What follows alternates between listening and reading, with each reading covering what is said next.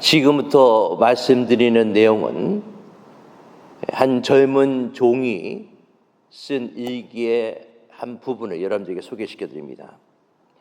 내용은 이렇습니다.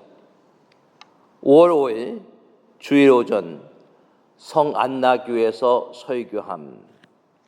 설교 후에 이제 다시 오지 말라 하는 말을 들음. 5월 5일 주일 오후 성요한교에서 설교함. 나가시오. 이곳에 들어와서 설교하지 마십시오 하고 집사들에게 말을 들음. 5월 10일 주일 오전 성유다교에서 설교함. 그곳에도 다시 갈 수 없게 되었음. 5월 19일 주일 오전 성암흑의교에서 설교함. 집사들이 특별회의를 소집했고 다시 내게 오지 말라고 통보함. 5월 26일 주일 오전 거리에서 설교하다가 쫓겨남. 6월 2일 주일 오전 마을 변두리에서 설교하다가 큰 길로 쫓겨감. 만약에 이 일기의 내용이 여러분이라면 여러분들은 어떻게 하시겠습니까? 만약에 저라면은 다시 설교할 마음이 안 날 것입니다. 아마 5월 12일 주일 오전 이후의 일기 내용 같은 내용은 존재하지 않을 거예요. 그리고 또한 6월 1일 주일 오전 이후의 내용 기록하지 않았을 것입니다. 왜? 쫓겨났기 때문에, 다시 오지 말라고 했기 때문에 다시 설교하지 않았을 거예요. 하나님의 말씀을 증거하고 하나님의 말씀을 전파하는데 많은 핍박과 어려움을 당했습니다.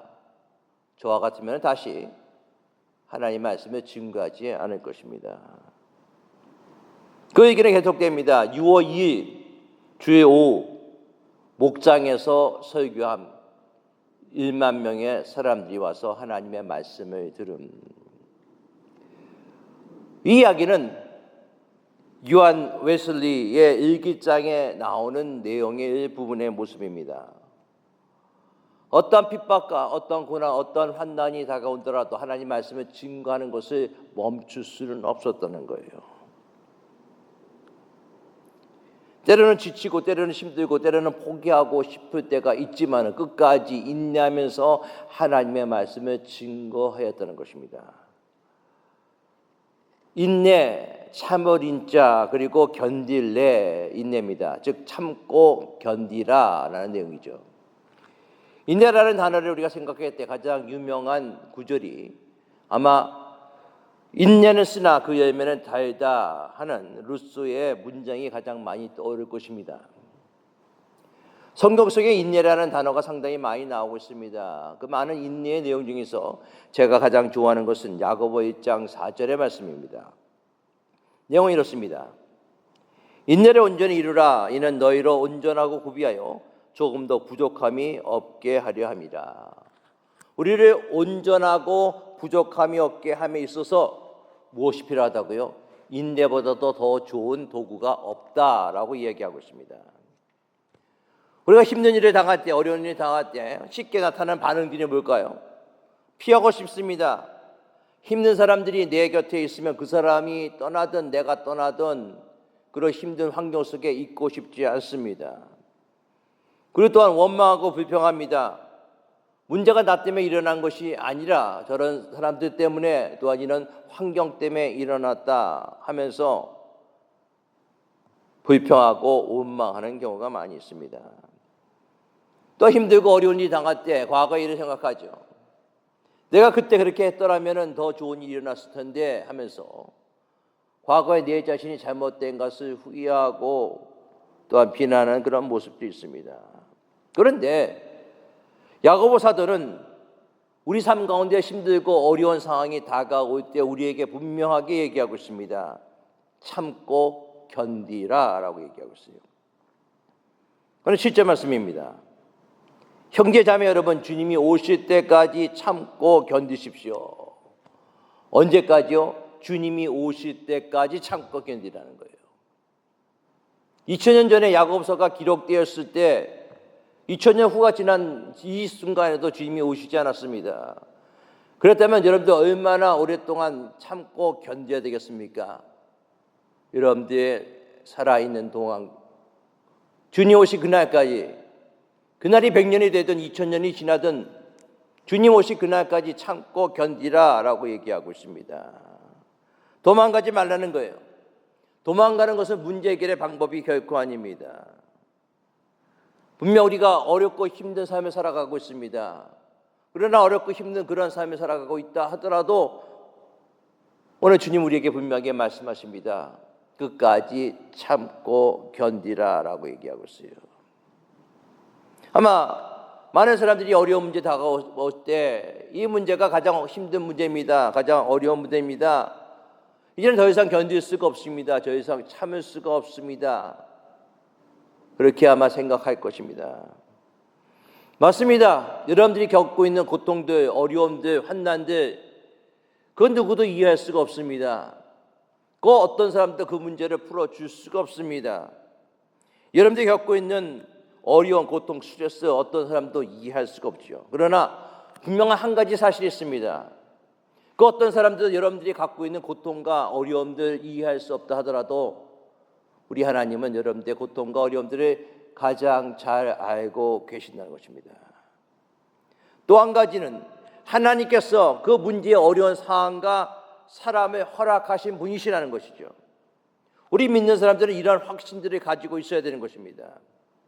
하나님은 누구보다도 여러분들을 사랑하시는 분이시고 그리고 모든 어려움과 힘듦을 아시고 그 어려움과 힘듦을 허락하신 분이시라는 거예요. 그러나 하나님께서는 우리가 감당치 못할 시험을 허락하지 아니하셨다라고 얘기하고 있습니다. 내가 더 이상 어쩔 수 없었다, 할 수 없었다라는 것이죠. 하나님께서는 허락하신 그 모든 어려움들, 우리가 씨름하고 있는 그런 문제들, 하나님께서는 우리에게 더욱더 성장하라고 우리에게 주신 그런 축복된 하나님의 도구라는 사실을 알 수 있기 바라겠습니다. 문제 해결의 열쇠가 무엇인지 아십니까?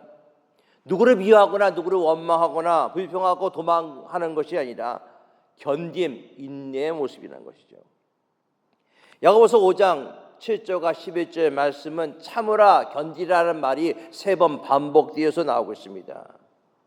어려움과 갈등을 해결하는 열쇠가 바로 인내하고 견디라는 거예요. 3가지의 예를 들어서 우리에게 이야기하고 있습니다. 농부의 예를 통해서, 선지자의 예를 통해서, 그리고 욥의 통해서 우리에게 배우라라고 얘기하고 있어요. 3가지 예를 조금씩 살펴보기를 원합니다. 먼저 농부예요. 7절 말씀입니다. 그러므로 형제들아 주의 강림하시까지 길이 참으라. 보라, 농부가 땅에서 나는 귀한 열매를 바라고 길이 참아 이른 비와 늦은 비를 기다리라니. 헬라어 신약 성경에서 인내라고 번역될 수 있는 2개의 낱말이 있습니다. 하나의 낱말은 고난에 직면하여 낙심하지 않고 굳게 참아 잘 참는 것이에요. 이것은 욥의 인내 얘기하고 있습니다. 휘포모네라는 단어를 사용하고 있어요. 욥이 여러 가지 환난을 만났으나 끝까지 참고 견뎠다라는 것이죠. 또 다른 낱말은 마크로 두미아라는 단어를 사용하고 있습니다. 갈라디아에서 나온 성령의 4번째 열매, 즉 인내에 참으라라는 단어에 바로 이 단어를 사용하고 있습니다. 마크로 두미아라는 단어는요 2가지가 합성되어 있습니다. 마크로라는 단어하고 두미아라는 단어입니다. 즉 마크로스, 두모스 2개가 합쳐져서 마크로 두미아가 된 것이죠. 마크로스라는 뜻은 멀리 떨어져 있다라는 그런 뜻입니다. 그리고 두모스라는 뜻은 진노, 분노라는 뜻이죠. 즉 진노에서 분노에서 멀리 떨어져 있어야 된다라는 것이 인내라는 것입니다. 즉 우리가 갖고 있는 모든 환경들, 그 진노, 분노에서 우리가 떨어져 다시 한번 우리의 삶에 있는 모습을 생각해 보라라는 말씀입니다. 이 단어는요 구약 성경에 하나님의 인내에서 인용되고 있습니다. 시편 103편 8절 말씀이에요. 여호와는 자비로우시며 은혜로우시며 노하기를 더디하시며 인자하심이 풍부하시도다. 하나님이 인간의 죄악에 대해서 진노하시지만은 그러나 그 진노를 즉각적으로 나타내시는 것이 아니라 하나님이 즉각적으로 심판하시는 것이 아니라 하나님이 인내하시고 하나님이 참으시고 하나님이 기다리신다는 그런 하나님의 성품에 대해서 이 단어를 사용하고 있습니다. 그것이 하나님의 인내의 모습이에요. 우리 하여금 이러한 인내를 가지라라고 얘기하고 있습니다. 예수님께서 가라지의 비유를 통해서 말씀하고 계세요. 종들은 서둘러 밭에 있는 가라지를 뽑기를 원했습니다. 그러나 주님께서 이렇게 말씀하시죠. 그대로 놔두라. 왜냐하면 가라지와 알곡이 같이 뽑힐까 하노라. 이것은 무엇을 얘기하고 있습니까? 하나님께서는 인간에게 회개하고 돌아올 시간을 주십니다. 하나님은 오래 참으시는 분이십니다. 노하기를 더디하시는 분이십니다. 이런 하나님의 오래 참으심 때문에 우리가 오늘 이 자리에 있을 수가 있다는 것이죠. 오래 참음이 성령의 열매인 까닭에 바로 하나님의 인내인 것입니다. 우리를 하여금 그러한 인내를 가지고 있으라라고 얘기하고 있어요. 하나님의 성품을 우리에게 가지고 있으라라고 얘기하고 있습니다. 오늘 농부의 비유를 통해서 이른 비와 늦은 비에 대해서 얘기하고 있습니다. 이것은 두 가지의 신학적 의미를 가지고 있습니다. 예수님의 초림과 예수님의 재림에 대해서 얘기하고 있어요. 우리는 예수님의 초림과 예수님의 재림 사이에 살고 있습니다. 그렇다면 이것을 무엇을 얘기하고 있는가? 예수님이 다시 오실 때까지 참으라라고 얘기하고 있어요. 언젠가 우리는 하나님의 심판대에 분명히 서게 될 것입니다. 그때 우리가 하나님이 심판하실 그 근거가 무엇인가, 내가 얼마나 참았느냐 하는 것입니다. 심판의 그날 우리가 어떤 행위를 했느냐라는 것도 중요하지만 어떤 태도로 살았느냐라는 것도 중요한 것입니다. 8절 말씀 봅니다. 너희도 길이 참고 마음을 굳게 하라. 주의 강림이 가까우니라. 주의 재림이 가깝다라고 얘기하고 있어요. 그러면서 9절 말씀에 이렇게 얘기합니다. 형제들아 서로 원망하지 말라. 그리하여야 심판을 면하리라. 보라 심판자가 문 밖에 서 계시니라. 우리가 주님 앞에서 그날까지 우리가 어떻게 사느냐, 그것이 중요하다는 거예요. 서로 원망하지 말라라고 얘기하고 있습니다. 서로 비난하지 말라라고 얘기하고 있습니다. 서로 사랑하라라고 얘기하고 있어요. 마지막 때 주님이 오실 그날까지 우리가 어떻게 살아가야 되는가에 대해서 분명히 얘기하고 있습니다.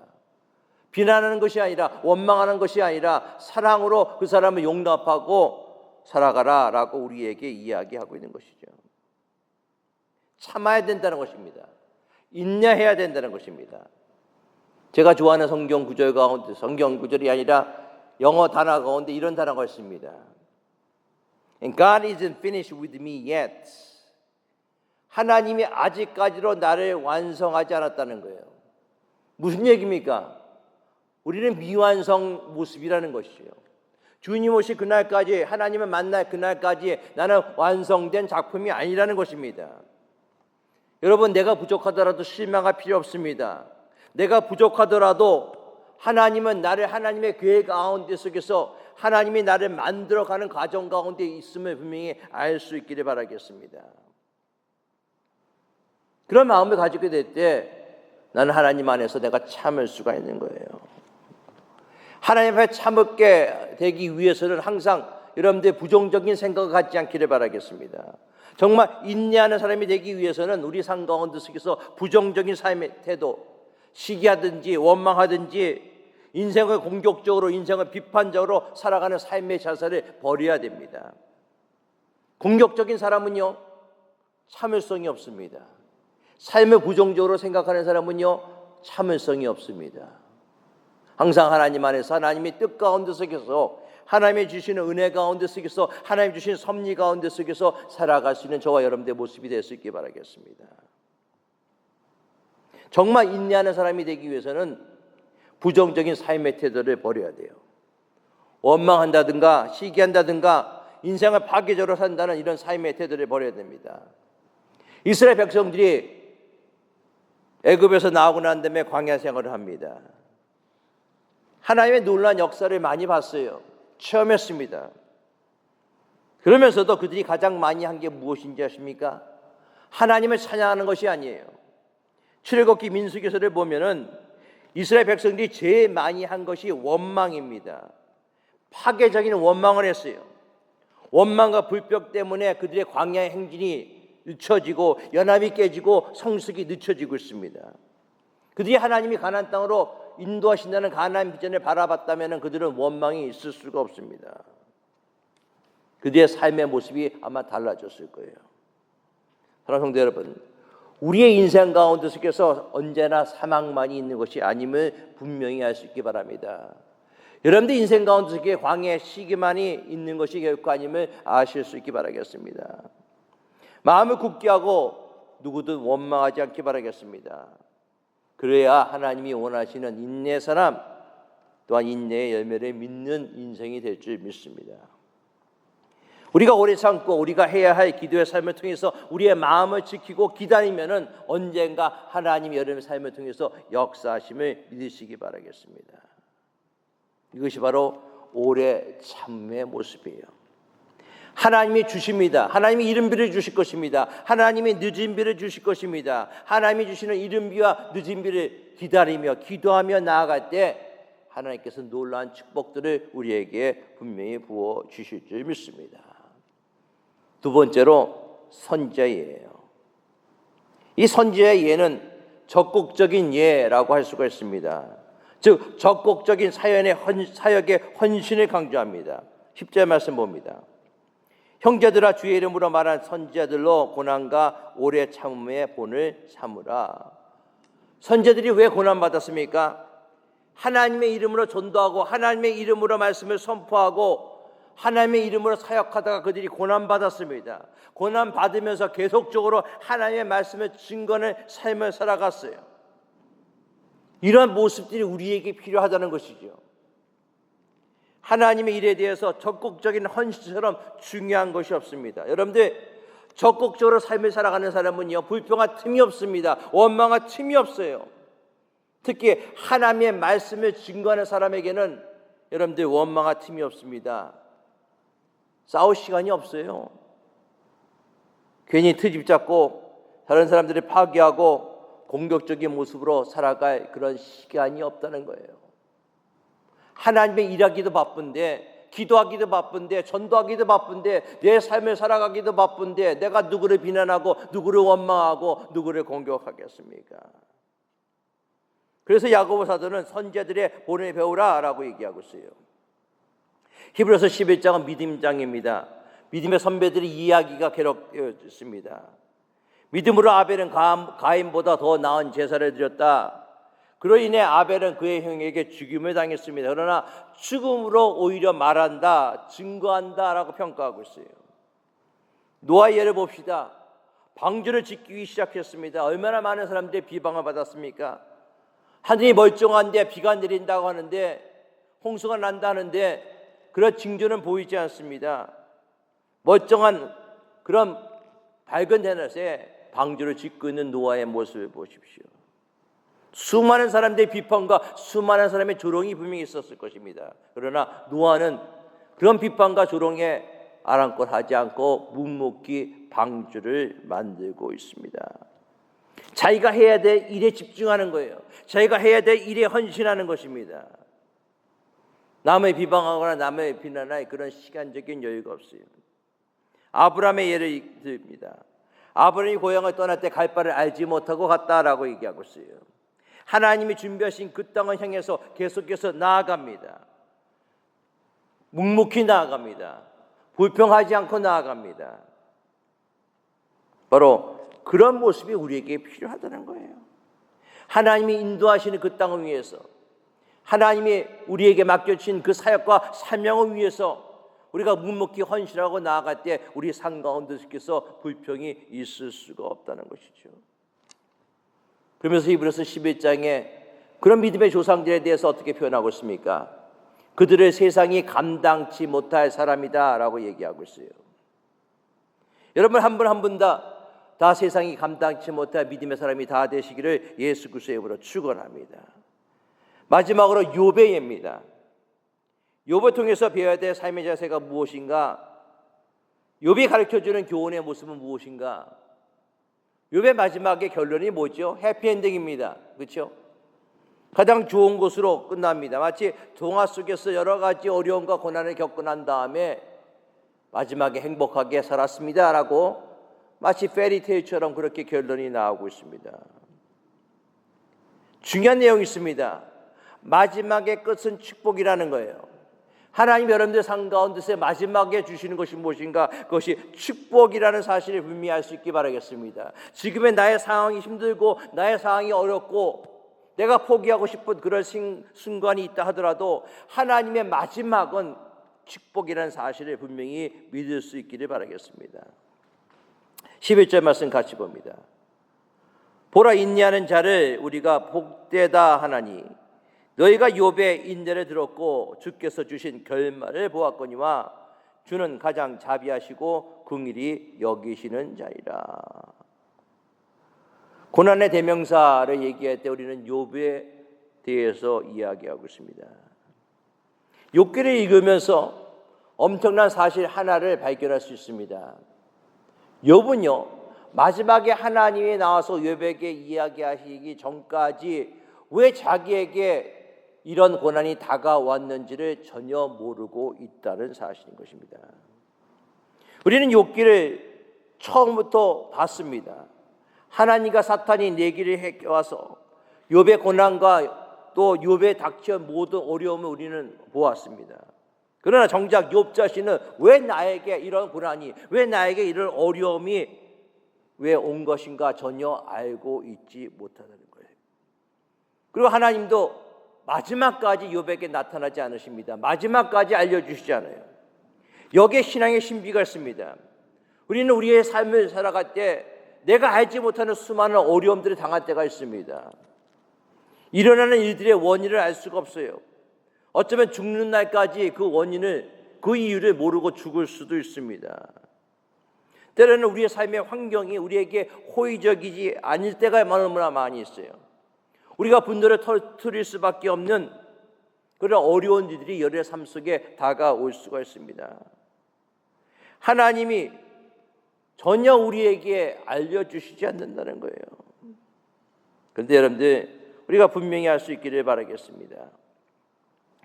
욥의 마지막 결론은 이렇게 기록되어 있습니다. 그런 모든 어려움을 통해서, 아픔을 통해서, 고난을 통해서 욥이 이해할 수 없는 그런 여러 가지 통해서 욥은 인내하고 참고 또 참습니다. 친구들의, 세 친구의 비난과 또 그의 아내의 조롱 가운데 그는 끝까지 참고 또 참습니다. 마지막 고난을 통해서 욥에게 다가온 것이 뭔지 아십니까? 욥의 영안의 눈이 열리기 시작한 거예요. 여러분들 영안의 눈이 열리기를 예수 그리스도의 이름으로 축원합니다. 욥은 고난을 통해서 하나님의 관계가 깊어져서 그의 영안의 눈이 열리는 거예요. 그때 욥의 고백이 욥기 42장 5절 말씀했습니다. 내가 주께 대하여 귀로 듣기만 하였사오나 이제는 눈으로 주를 배옵나이다. 놀라운 고백 아닙니까?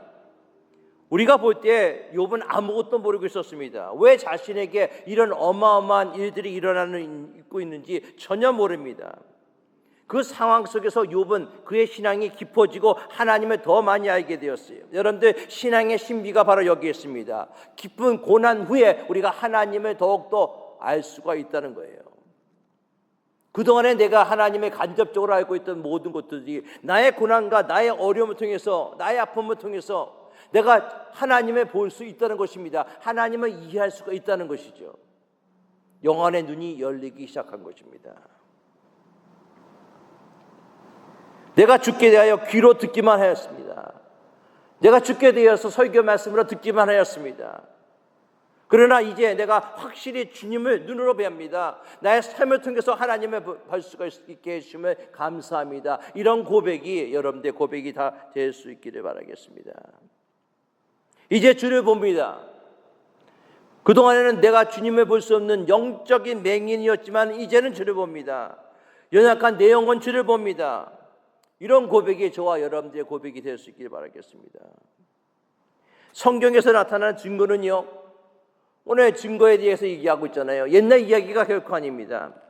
오늘도 똑같은 그런 상황들이 우리의 삶 속에서 벌어지고 있어요. 하나님을 잘 섬기며 신앙생활 잘했는데 하루아침에 사업이 날아가는 경우, 하루아침에 건강이 적신호가 오는 경우, 내가 애지중지 키웠던 자녀가 세상을 떠나는 그런 경우, 그런 경우들이 우리의 삶 속에 일어날 수 있다는 것이죠. 그렇게 믿던 사람들이 나를 배신하고 나의 사업에 실패하는 경우, 나에게 마음의 상처를 주는 경우, 그럼 어려운 삶 속에, 그 어려운 것들이 여러분 삶 속에 일어날 수가 있다는 것입니다.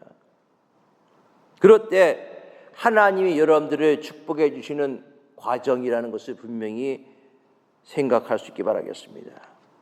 고난이 없으면 축복도 없습니다. 고난과 상처가 없는 조개는 진주를 만들지 못한다는 사실을 우리는 잘 알고 있습니다. 고난이 문제가 아니에요, 여러분. 고난을 축복의 도구로 바꿀 수 있는 영적인 능력이, 그런 믿음의 눈이 우리에게 있느냐 없느냐, 하나님의 말씀의 능력이 나의 삶 속에 있느냐 없느냐, 그것이 중요하다는 것입니다. 분명 고난은 참고 견디기 어려운 일입니다. 그러나 끝까지 하나님의 약속을 믿고 참고 기다릴 때 하나님의 놀라운 사랑을 여러분들은 체험하게 될 것입니다. 예수 믿는다는 것, 신앙생활을 한다는 것, 여러분들 단답형이 아니에요. 사지선다가 결코 아닙니다. 여러분 삶 속에 여러 가지 질문들이 찾아올 것입니다. 4개 중에서 하나를 고르세요라가 아니라는 것이죠. 논술형이에요. 어떨 때는 대답을 할 때 여러 가지 생각할 필요가 분명히 있습니다. 그러나 그 과정을 통해서 하나님은 나를 연단시키고 나를 통해서 하나님의 놀라운 은혜와 역사를 체험하게 만들어 주신다는 것입니다. 고난을 통해 하나님의 말씀을 이루어가는 섭리의 영광을 체험할 수 있는 저와 여러분들의 모습 될 수 있기 바라겠습니다.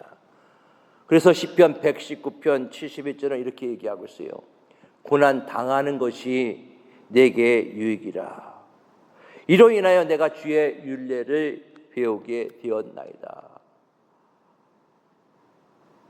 고난 당하는 것이, 그렇죠? 안 당하고 싶은데 고난 당하는 것이라고 표현하고 있어요. 고난 당하는 것이 내게 유익이라라고 얘기하고 있습니다. 이를 통해서 내가 하나님을 더욱더 깊이 만나고 하나님의 뜻을 알 수 있게 되기 때문입니다. 사랑하는 여러분, 여러분 삶 가운데 고난이 다가올 때 끝까지 참을 수 있기 바라겠습니다. 끝까지 인내할 수 있기를 바라겠습니다. 그래서 통해서 고난의 축복의 도구로 만들 수 있는 저와 여러분들의 모습이 될 수 있기를 예수 그리스도로 축원합니다. 기도하겠습니다. 아버지 하나님 감사합니다. 이제는 고난이 더 이상 고난이 아니라 하나님의 축복의 도구임을 믿습니다. 이러한 믿음을 가지고 승리할 수 있는 귀한 성도들 다 되게 하여 주시옵소서. 우리 주 예수 그리스도의 이름으로 기도드리옵나이다. 아멘.